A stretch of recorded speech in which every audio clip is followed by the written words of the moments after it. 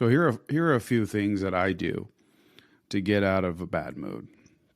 Number one is I immediately try to change my physiology. So I will do some form of exercise. It could be just a few minutes. It doesn't have to be anything insane or crazy. Jump up and down, jumping jacks, push-ups, sit-ups, burpees. Just waffle your arms about like a crazy person. Start yelling. Some yoga. Grab a kettlebell, throw it around a couple times. Like just anything to get your body moving to help change the chemicals in your brain that are putting you in this weird funk, right? Now, if it stems deeper than that, then that will at least get you out of that funk so that you can start understanding why you're in the bad mood in the first place. So you have to be real and you have to be honest with yourself. There's no point in pretending you're full of sunshine when you're really not full of sunshine.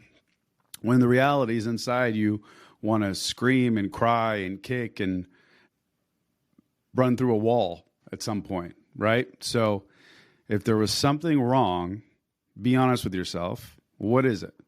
What is the thing? This isn't complaining. This is discovery. And then something that I like to do is complete the I'll feel better when I blank sentence. I'll feel better when I go deadlift 10 sets of 10 reps.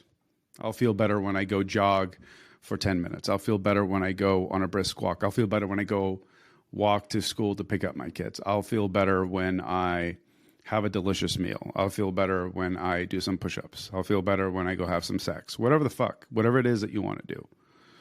The next thing would be to take responsibility. Sometimes when you're down, it's really easy to play the victim card. It's really easy to take that responsibility that should be upon yourself and thrust it into the world and let it stick to something else or someone else.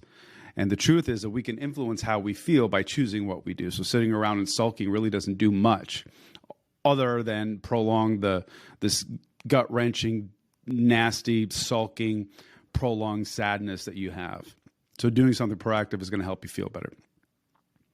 The next thing I like to do is to think, but not just think about why. Think it out in the sense that you want to change how you feel and you want to understand what's bothering you. Instead of dwelling on what's wrong, identify what was it that made me feel this way or made you feel this way so that you can make the next moments feel better.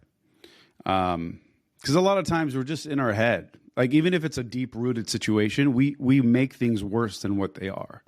So let's change that story, which leads me to the next little tidbit here, which is to change the story in your head. Again, a lot of times what ends up happening is we create this story of what is the reality and we turn it into this fallacy, and that fallacy becomes this crazy, imaginative, just fantasy novel of what is nowhere near to what the actual cause or what the actual truth is. And so visualize yourself in closing a book and taking a new one off the shelf. And that's kind of how I look at it. I'm like, all right, I'm going to put this one back because I don't like it. I don't like the feeling. I don't like the way it makes me feel. And I'm going to pick up something else. And I'm going to read that. I'm going to open that up. And I'm going to tell myself that story, this new story. What's your story? I'm not a victim. I'm the fucking hero. Okay? I'm the hero in my story. I'm not going to play the victim. So I'm going to pick up a book where I am the hero. Okay? The protagonist. The guy that is learning along the way, but he's sacrificing his time. He's sacrificing the things that are going to make him better. And he's going to do so by achieving great bouts of success in every capacity.